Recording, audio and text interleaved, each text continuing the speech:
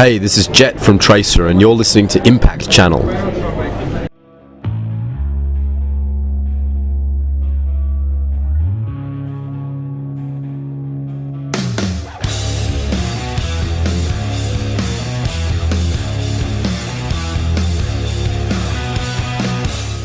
Well, we're Tracer. We're stripped back rock and roll three-piece. And we tour. We play lots of shows, and that's what we're really focused on, is that direct, immediate connection between the band and the audience. We spend all of our lives surrounded by technology all the time, and it doesn't really bring us closer. It's the things that bring us closer are when we get to breathe the same air together and feel the same heat and be excited by the same moment, and the live show is that. So yeah. How is the tour going so far with Apocalyptica? It's awesome. I mean, you just don't really know quite what to expect when you open up for a band that have cellos. Right. So you don't know if the audience are going to be full-on metalheads, or are they going to be older people who are there to stand and listen, and it's been great. The audience has been singing really loudly while we've been playing and clapping along, so yeah, it's been really good, and the guys have treated us really well, so it's been good fun. And where was the best show so far on the tour? Probably last night, actually, when we played in the Czech Republic. And so we played a show in Prague, and full house, and yeah, people singing from the front to the very back. It was, yeah, it's sort of what you do it for. And when the band's on, when the band's feeling like a well-oiled machine, you know. And what is the rock scene like in Australia at the moment? It's just starting to get really, really good. Like, it went through a bit of a lull for a while, and now it's right on the crest of a wave. So there's Tracer, there's Violent Soho, there's King of the North, there's Jackson Firebird. There are these really great rock bands that are just starting to find their wheels. They're just starting to really roll. So yeah, in 18 months' time, it's going to be a rock and roll juggernaut that's happening there. And right now, it's just in the early phases of greatness. And what do you do when you're not busy with your band? What do you do in your free time? Well, I guess like when I'm not touring and writing with Tracer, I produce other bands. So I'm working on a record for an American band at the moment in pre-production, and for another German band. And yeah, I guess that's what I spend a lot of the time doing. As far as free time, like actual recreation outside of work, I'm building a motorcycle. And so yeah.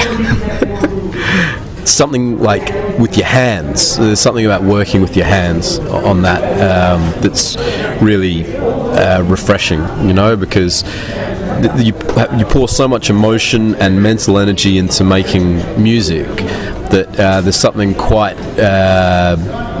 meditative or freeing about getting out a welding torch or a grinder and, you know, turning metal into motorcycle.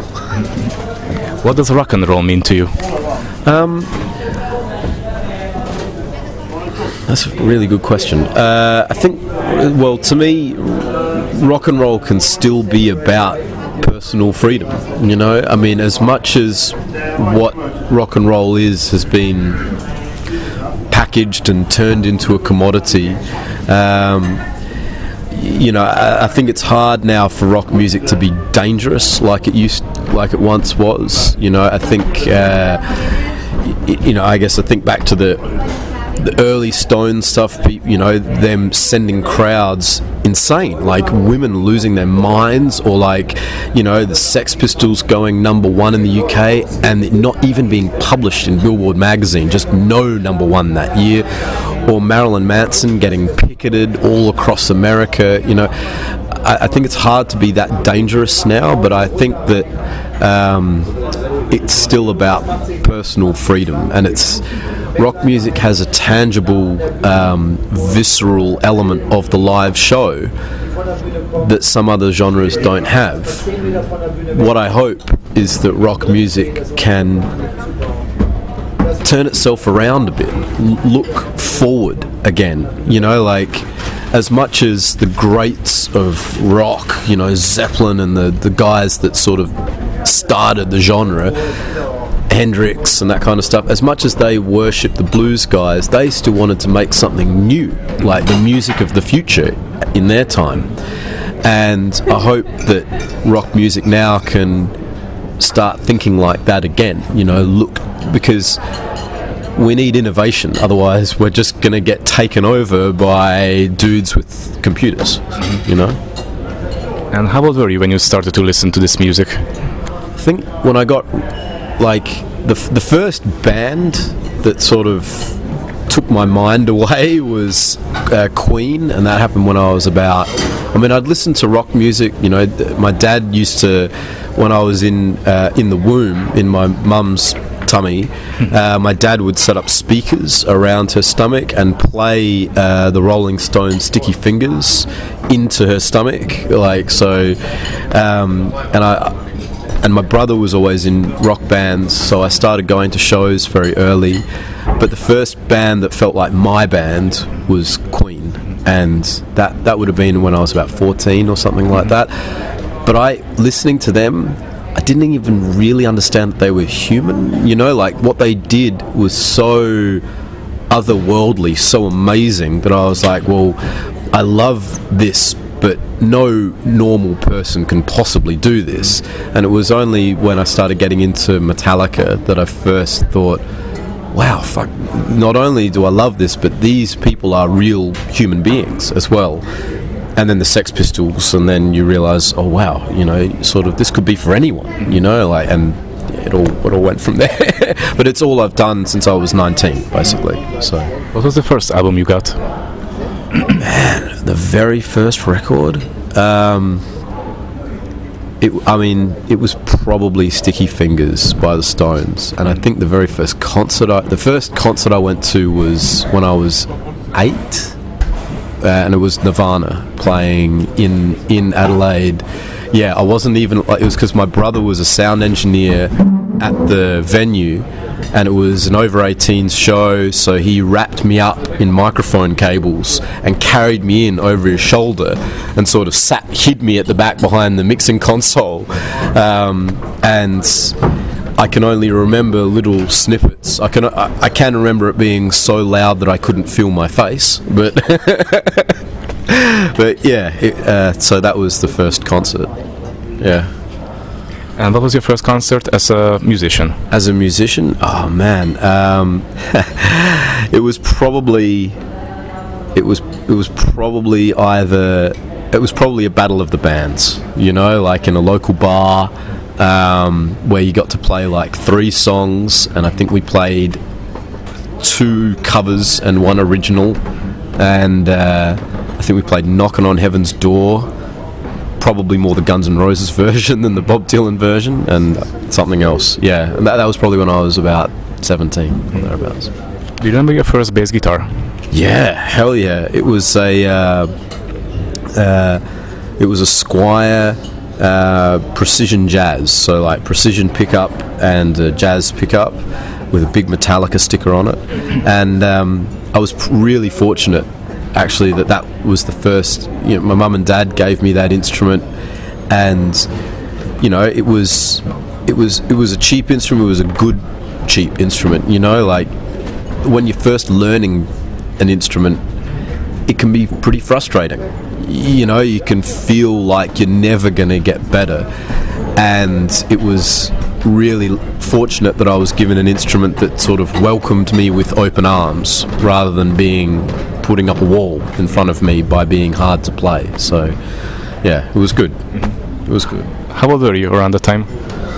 Wow, I came to playing bass pretty late. I think I was about 16 or something like that. I'd played piano and cello and flutes and that kind of stuff before, but they never felt like home. And then as soon as I picked up a bass guitar, and heard the sound of a low string being amplified really fucking loud, that was home, you know. And what do you use at the moment? What gear, what guitars, bass guitars? Right now, I use Sandberg, their VM California, and it's custom made for me by them because I tune BEAD and then half a step down, so it's like B flat, E flat, A flat, D flat, and so it's a 35-inch scale to compensate for being the super low tuning. And it's great. It's the first time whenever I get an instrument, I have to do all these changes to it so I can take it on the road. But with the Sandberg, it was just bam, just buy it and go. And I use a Varellin Meat Smoke as the bass head from a guy that builds amazing amps in Seattle. Okay, last questions. Please name your 5 favorite albums of all time. Okay, I might not be able to give you my 5 favorite of all time, but I can give you the top 5 that I'm listening to right now. So, I mean, Rage Against the Machine, self-titled, has to be in there for me. And Lana Del Rey's Ultraviolence, Queen's Night at the Opera. God, best albums. That's such a hard question, bro. Muse Absolution would be in there, and you know, just to be annoying, I'll throw some gangster rap in and say, I don't know, the first NWA record. Why not? Who would you like to hear on a Tracer tribute album? I'd want to hear Tom Waits and Lana Del Rey doing a duet with Royal Blood being their backing band. That was really specific. Yeah, yeah, I've thought about that. That's what I want. Yeah. You got this question before? No, I've never had the question before, but I've always thought, like, what would be, if I could produce a track, what would be my perfect artists to sing on it, and what would be the perfect band to have play behind it, and it's that, and if that could be on a tribute album for me, all the better. What's the meaning of life? To bring happiness to other people. Do you have any message to your fans? Come to our shows and think for yourself. Thank you very much for your time. Thank you.